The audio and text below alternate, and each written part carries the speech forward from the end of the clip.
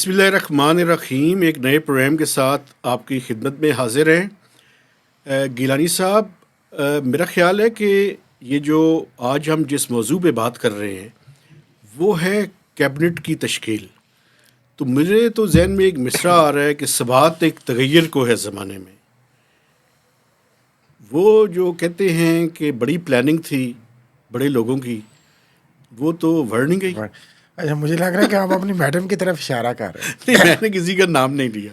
کہ آپ کون سی میڈم کی بات کر رہے ہیں؟ میں ویسے آپ سے پوچھنا چاہ رہا تھا, مجھے نہیں پتا آپ کی کتنی میڈمیں ہیں, لیکن میں میڈم شمشاد اختر کی بات کر رہا ہوں کہ آخری دم تک میں آپ سے پوچھنا چاہ رہا تھا, بلکہ کہ کل آپ کہہ رہے تھے زرداری صاحب دم درود کرتے ہیں, پی رکھا ہے, مجھے لگ رہا ہے آپ کا بھی کوئی دم درود ہے. تو آخری دم تک ڈاکٹر شمشاد اختر کا نام آیا اسپیشل اسسٹنٹ کے طور پہ, اور پھر اچانک آپ نے ایک ٹویٹ کی کہ نہیں ہو رہی وہ, بائے بائے بائے بائے. تو یہ کیا ہوا, تھوڑا سا ہمیں یہ تو پہلے بتائیں نا, پھر کیبنٹ کے باقی لوگوں پہ آتے ہیں. دیکھیں, بنیادی طور پہ بڑی سخت قسم کی لابینگ ہوئی, سخت قسم کی, اور وہ آخری وقت تک انہوں نے اپنے آپ کو ریلیونٹ رکھا. اور آپ یہ بھی دیکھیں, میں ویسے حیران اس بات پہ بھی ہو رہا ہوں, یہ جتنے ٹی وی چینلز ہیں جی یہ سب کے سب چلاتے رہے, کل سارا دن چلتا رہا. چلیے, جس کے بعد جو خبر ہوتی ہے وہ سر تک چلاتا ہے. دیکھیں نا, میں آپ کے سامنے کچھ ہم باقی میڈیا کو چھوڑیں, یہ بتائیں کہ وہ نکلیں کیسے. دیکھیں, بنیادی طور پر انہوں نے بڑی سخت لابینگ کی, لیکن میں زیادہ سخت بات نہیں کرنا چاہتا, لیکن ایک بات میں آپ کو بتانا چاہتا ہوں. وہ بات یہ ہے کہ فوجیوں کو یا اسٹیبلشمنٹ کو انہوں نے کہا کہ میں پولیٹیکل, میرے ان روڈز بڑے اچھے ہیں, میں آئی ایم ایف کے حوالے سے بڑی ریلیونٹ ہوں. آئی ایم ایف کو کہا کہ میں ایس آئی ایف سی میں بڑی ریلیونٹ ہوں. ایس آئی ایف سی میں جب گئیں تو انہوں نے کہا کہ میں پولیٹیکل پارٹیز میں, اسٹیبلشمنٹ میں اور باقی جتنے ریلیونٹ کوارٹرز میں ان میں بڑی ریلیونٹ ہوں. حالانکہ کہیں بھی ریلیونٹ نہیں تھی. اسی طرح بننی تھی نا. سنیں نا, اگر ریلیونٹ ہوتی آئی ایم ایف کے لیے تو میں کچھ حقائق سامنے رکھ دیتا ہوں لوگوں کو, دیکھنے والوں کے لیے.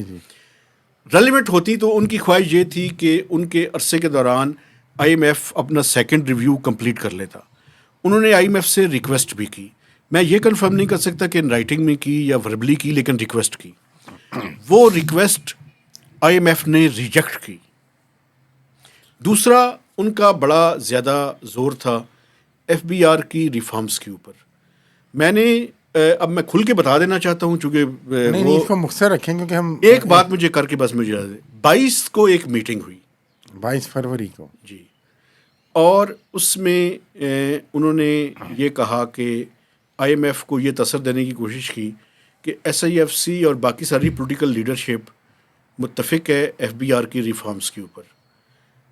وہ میٹنگ ایک مذاق بن گئی. اور آپ کو یاد ہے ایک اس میں نے وی لاگ میں ہلکا سا ذکر بھی کیا تھا, میں نے ڈیٹ نہیں بتائی تھی, پریزنٹیشن دی اور یہ وہ بیسیکلی.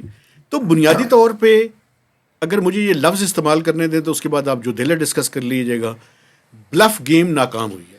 چلیں کوئی نہیں, بالآخر آپ کی جو پسندیدہ کہیں ناپسندیدہ کہیں, نہیں میں میڈم کی عزت کرتا ہوں. ہاں نہیں, بڑی قابل خاتون ہے وہ, ٹھیک ہے, پولیٹیکل بارگینس بندہ کرتا ہے, کوشش کرتا ہے, تو وہ بالآخر کیبنٹ میں 11 آر پہ وہ نکال دی گئیں.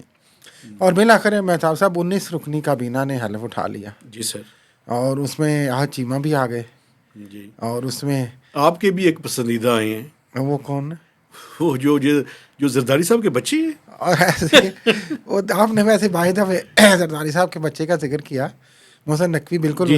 اور یہ بھی ہو سکتا ہے کہ وزیر داخلہ ہی اور پورٹ فولیوز آ جائیں گے. وہ آپ نے پرانے انڈین گانے سنے ہوئے, ایک بڑا مشہور گانا تھا وہ, میں پسند ہوں کسی اور کی, مجھے چاہتا کوئی اور ہے, میں خیال ہوں کسی اور کا, مجھے چاہتا کوئی اور ہے.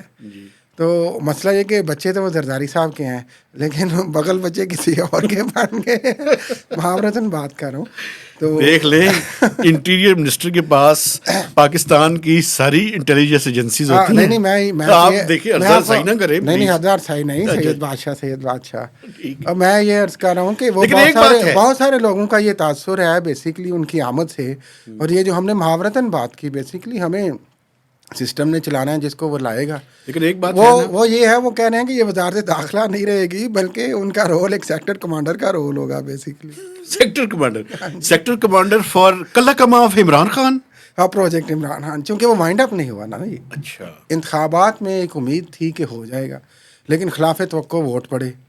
پھر وہ سارا فارم 45 اور 47 اور پروجیکٹ عمران خان کی، پھر وہی سارے جو ایگزیکیوٹر تھے ان کو پھر کنٹینیو کرنے کے لیے. اچھا، ایک چیز مجھے بتائیں، یہ بات پوچھنی بڑی ضروری ہے. دیکھیں، محسن نقوی صاحب بنیادی طور پر ایک جرنلسٹ ہے. جی ٹھیک ہے، اب تو خیر اونر ہیں جی. اب جرنلسٹ کی بات سنیں نا سر، مجھے ذرا آپ نے نے ذرا تھوڑا سا تمہید نہیں باندھنے دی، مجھے 30 سیکنڈ کی تمہید. بنیادی طور پہ جرنلزم کا آغاز انہوں نے میرے خیال میں CNN سے کیا تھا. بیسیکلی CNN میں CNN، پھر اس کے بعد انہوں نے اپنا ایک چینل نکالا جو ایک شہر کا تھا. CNN کے نام سے انہوں نے نکالا تھا، سٹی نیوز نیٹ ورک، لیکن اس کو CNN، جی بالکل. لیکن ان کی جو ایفیلیشن تھی CNN سے وہ چلی. اس پروجیکٹ کو لانچ کرنے میں اس وقت جو جیل میں ہیں چودھری پرویز الہی، جو ان کے سابقہ ناراض رشتے دار ہیں. اچھا، رشتے دار ہیں. ان کی بڑی مہربانی. میں جو پوچھنا چاہتا ہوں اس پہ آپ پھر بولیے گا. وہاں سے آغاز ہوا. یہ کون سی گدڑ سنگھی ہے ان کے پاس؟ اچھا، میری تو زندگی میں کبھی ملاقات نہیں ہوئی ان سے. آپ کی ہیں ملاقاتیں، مجھے پتہ ہے. نہیں، میری کوئی ملاقات نہیں. ٹیلی فونک کنورسیشن ہے. کوشش بھی کی تو جناب نے لفٹ نہیں کرائی. اچھا چلیے، آپ کو، لیکن آپ ہماری گفتگو سن کے آپ کو لفٹ کروائیں گے، میں آپ کو یہ یقین دلاتا ہوں. بڑی مہربانی ہوگی. مجھے یہ بتائیں کہ کون سی گیدڑ سنگھی ہے ان کے پاس کہ وہ پہلے چیف منسٹر پنجاب بن گئے، پھر اس کے بعد وہ پاکستان کرکٹ بورڈ کے چیئرمین بنے، پھر اس کے بعد اب اتنی امپورٹنٹ پورٹ فولیو ان کو دیا جا رہا ہے، اور بعد میں سنا ہے سینیٹر بھی بنوایا جائے گا. سینیٹر بھی مان جائیں گے سے. تو یہ گیدڑ سنگھی کون سی ہے اور یہ ترقی کیسی ہوتی ہے؟ یہ ترقی وہی ترقی ہے جس کی ڈاکٹر شمشاد کوشش کر رہی تھی لیکن ناکام ہو گئی. اس میں تو آپ کے وی لاگس کا بھی اس میں ہے. ویسے نہیں، ویسے میں آپ کو بتاؤں، آپ نے ویسے اچھا نہیں کیا. تو حوصلہ مند ہیں، بہادر ہیں، دلیر ہیں، لیکن اس سے زیادہ اہم بات یہ ہے کہ جو ان کے پیچھے لوگ ہیں وہ زیادہ بہادر اور دلیر ہیں. کون ہے پیچھے؟ پیچھے وہی ہیں یار، سب کو پتہ ہے کون ہے ان کے پیچھے یار. اچھا، جن کے وہ ہم نے ابھی بات، جن کے بغل بچے ہیں. بغل بچے تو. لیکن یہ سید بادشاہ، آپ نے برا نہیں منانا ان چیزوں کا، یہ تو ایک صافتی باتیں ہیں، اور آپ کا میرا خیال ہے ظرف اور دل بڑا ہونا چاہیے اس حوالے سے، چونکہ صافی رہے ہیں. تو وہ طاقت جو ان کے پیچھے ہے، جس نے ان کو چیف منسٹر بنایا، اور اس کے بعد یہ آئے. اب میں آپ سے یہ بھی گزارش کروں، جو آپ نے بات کی، یہ مووز کس طرح بڑھائی جاتی ہیں پاکستان میں، سیاست میں اسی طرح ہوتا ہے پاور کاریڈورز میں آنے کے لیے. کچھ دوست ایسے ہیں جن کا دعویٰ ہے کہ انہوں نے ان کو زرداری صاحب سے انٹیکٹ کروایا کسی زمانے میں. پھر یہ زرداری صاحب کے بچے بنے، چھوڑے، وہ نام شام نہیں لیتے ہوتے نا، اچھی بات نہیں. مجھے پوچھنے کی اجازت تو دے. میں بتانا ہی نہیں تھا، پوچھتے رہے تو وہ نامعلوم افراد. اچھا، باقی کیبنٹ کے لوگوں کے بارے میں ذرا ڈسکس کریں. پھر یہ آگے وہ جمپ کر گئے اور اب یہ انٹیکٹ ہے.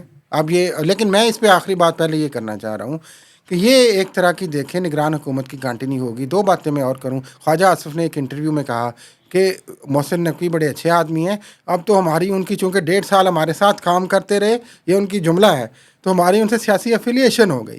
وہ یہ کہنا چاہ رہے ہیں، تاثر یہ ہے کہ نگران حکومت بیسیکلی PMLN اور نگران حکومت اکٹھی تھی، یہ پارٹ اینڈ پارسل تھی. ہاں جی، اور اسی لیے وہ دوبارہ پارٹ اینڈ پارسل ادھر آ گئے ہیں. آپ دوسری بات، کیبنٹ میں دیکھیں باقی اطلاعات تارڑ آئے ہیں، وہ یقینی طور پہ وہ وزیر داخلہ اطلاعات ہوں اسحاق ڈار صاحب، اسحاق ڈار، عبدالعلیم خان صاحب کو لایا گیا. پھر اسحاق ڈار صاحب کے پاس پورٹ فولیو کون سا ہوگا؟ وہ خارجہ کا سننے میں آ رہا ہے، ان کے ساتھ طارق فاطمی اور جو موجودہ نگران وزیر خارجہ، وہ بھی ایک اس پہ بات کرنے دیں. آپ سمجھتے ہیں کہ ایک کچھاڑ میں 3 شہر رہ لیں گے شیر؟ یہ طریقہ نہیں ہے. یہ طریقہ ہے split divide and role.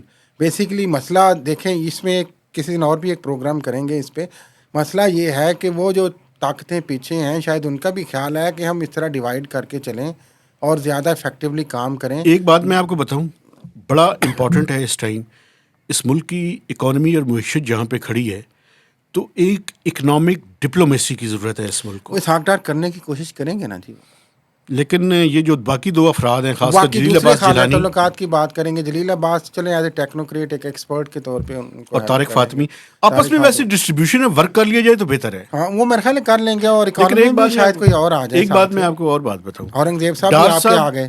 Dar صاحب بڑے ڈومیننٹ قسم کے آدمی ہیں، ان کا کسی کے ساتھ چلنا اتنا آسان نہیں ہے. طارق فاطمی ان سے الجھ ہی نہیں سکتے نا، اور جلیل عباس جیلانی کی، جلیل عباس جیلانی میرے خیال میں 5-6 مہینے کی مہار ہے. وہ ایسے ہی ہے، وہ سارا کچھ انہیں کے پاس ہوگا. لیکن عبدالعلیم خان صاحب بھی بنا دیے گئے کامرس کے منسٹر بن رہے ہیں. ماشاء اللہ. اور پھر وہ کیسر شیخ صاحب کے پاس EAD ہوگا. چیمہ بھی آ گئے. ویسے ایک چیمہ کے پاس تو اسٹیبلشمنٹ ہوگا، اسٹیبلشمنٹ کے وہ ہوں گے. تو اس کے علاوہ کئی مشیر اب نام آ رہا ہے جو بعد میں شاید ڈاکٹر رانا مشہود کا نام آ رہا ہے، اس میں خرم دستگیر کا نام آ رہا ہے، اس میں 2-3 اور نام آ رہے ہیں. ایک ڈسکا کی ہے میں نے، وہ دھند کی وجہ سے مشہور ہیں، سیدہ نوشین افتخار، زار شاہ صاحب کی بیٹی ہیں، ماشاء اللہ بڑی خوبصورت شخصیت اور بہادر خاتون ہے. ان کا نام بھی وزیر کے طور پہ آ رہا ہے. امید کرتے ہیں کہ فاطمہ جو ہیں وہ میرے خیال میں IT کی منسٹر اور انوشا رحمان رہ گئی. وہ نواز شریف کے زیادہ قریب ہیں، شاید بعد میں ان کو ایڈوائزر کے طور پہ ایڈجسٹ کر لیا جائے. صحیح ہے جی. اس میں یہ جو آخری بات امپریشن ہے کہ دیکھیں کہ وہ جو PMLN کی نواز شریف کی ٹیم تھی وہ مجھے لگ رہا ہے کہیں پہ فی الحال نہیں ہے، شاید آہستہ آہستہ آ جائے. لیکن احسن اقبال صاحب بھی ہیں، پلاننگ کے منسٹر. احسن خواجہ آصف صاحب بھی ہیں، دفاع کے وزیر ہیں جناب. تو یہ ایک مختصر لیکن یہ پہلی قسط ہوگی ناظرین کابینہ کی. اس کے بعد ایک چیز میں اگر مجھے اجازت دے تو میں کہنا چاہتا ہوں، اورنگزیب صاحب کے پاس فائنانس کا پورٹ فولیو ہے. میرے خیال میں پرائم منسٹر کے بعد اس ٹائم سب سے امپورٹنٹ پورٹ فولیو یا یہ ہے یا فارن آفس کا ہے. تو یہ جو پورٹ فولیو ہے یہ پھولوں کی سیج نہیں ہے، یہ کانٹوں کی سیج ہے. فار نیکسٹ 3 months تو ان کو بہت ہی مشکل وہ محنت کر لیں گے. لیکن میں صرف ایک چھوٹی سی جو آپ نے اس دن بات کی تھی ان کے ڈیول نیشنلٹی کی، ہمارے دوست ہیں فخر دورانی جرنلسٹ ہیں، انہوں نے اس چیز کو کنفرم کیا جو آپ کہہ رہے تھے. لیکن وہ سنگاپور کے نہیں، وہ ڈچ، وہ ہالینڈ کے نیشنل ہیں جی. ٹھیک ہے. اور اب وہ سوچ رہے ہیں کہ وہ چھوڑ دیں، اور 3.5 کروڑ کے قریب ان کی تنخواہ بتائی جا رہی ہے. جی بالکل، یہ بات بالکل ٹھیک ہے. 2.5 سے 3.5 کروڑ کے درمیان پرکس اینڈ پریولیجز کو ملا کر ان کی سیلری اور پرکس ہیں، اور وہ نیشنلٹی وہ ترک کر رہے ہیں. لیکن یہ جو بڑے لوگ ہوتے ہیں وہ نیشنلٹی چھوڑ کے بعد میں نیشنلٹی لینی کون سی اتنی بڑی پرابلم ہے. لیکن اچھی بات ہے، چھوڑ دیں تو فیصل واڈا والا سین نہ کریں. باقی بالکل ٹھیک ہے. لیکن دیکھیں ایک مضبوط ٹیم ابھی تک تو آئی ہے جس میں سب کو اکاموڈیٹ بھی کرے. چودھری آپ نے سالک صاحب کا نام ہی نہیں لیا، شجاعت صاحب کے صاحبزادے جناب، ان کا نام آپ کو لینا چاہیے تھا. ان کے لیا نا جناب، سالک صاحب کا نام لیا.